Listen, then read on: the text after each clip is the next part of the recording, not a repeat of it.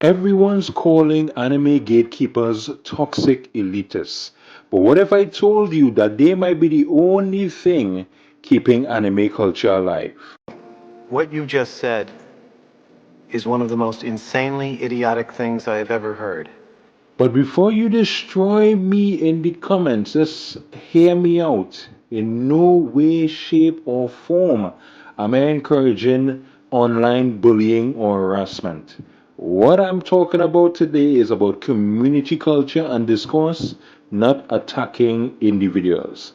But here's something that has been annoying me for a while now that I honestly believe that anime becoming popular was a mistake.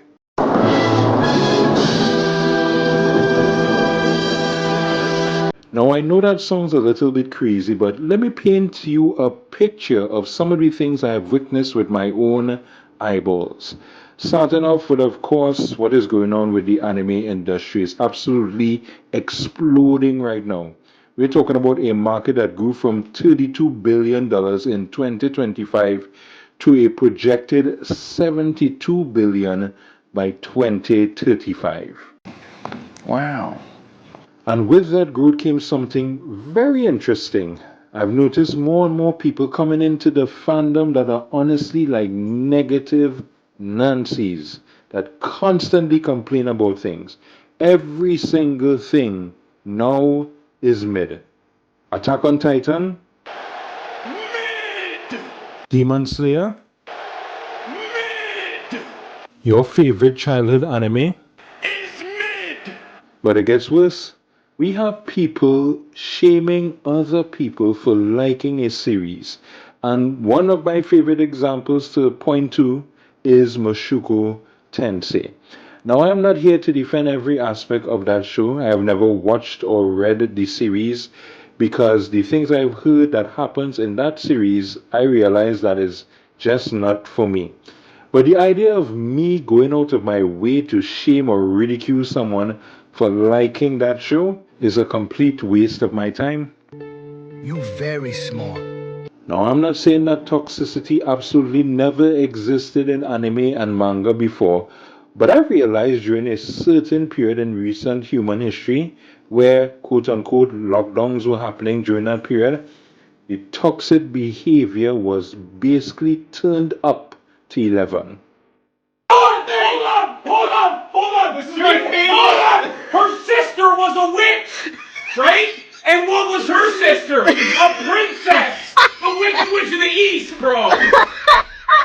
Just like that video, the animanga community discourse has become less about, hey, what do you think about this particular character's development, and more about, you're a terrible person for watching or reading something like this. But tell us, have you ever experienced this type of shaming for liking a certain anime or liking a certain manga?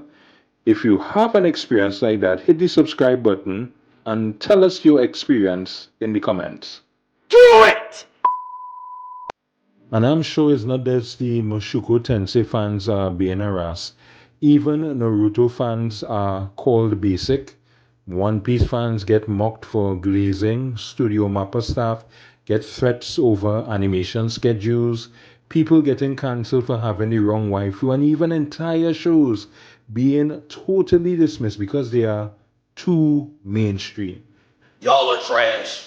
But here's where it gets interesting. Remember those gatekeepers everyone used to hate? The ones who would quiz you and me about obscure anime before accepting you into the community?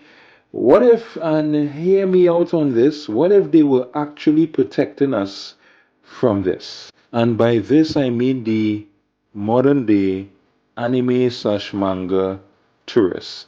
Now think about it. The old school gatekeepers had one main message: respect the culture, learn about it, don't just consume it. Now, sure, some of them were elitist idiots, but their core concern was legitimate.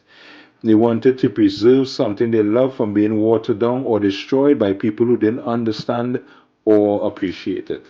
Correct! And look what happened when those gates came down completely.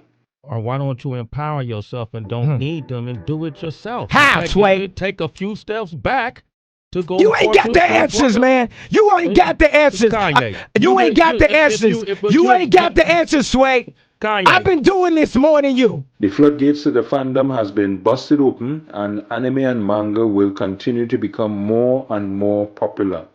But with that popularity comes a different kind of toxicity, one that's arguably worse than gatekeeping ever was. But at least gatekeepers tested your knowledge. These new toxic fans just tear everything down without offering anything constructive. They're not protecting culture, they're just destroying conversations. So, what's the answer to this problem? Now, I'm not saying we should go back to the old gatekeeping ways, but here's my little bit of advice. Find those sane anime slash manga fans and hold on to them for dear life. The ones who can disagree with you about a show without calling you all kind of terrible names.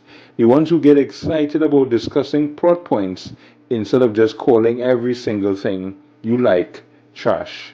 Because at the end of the day, that's what we are really missing. Good old discussions about the entertainment we love.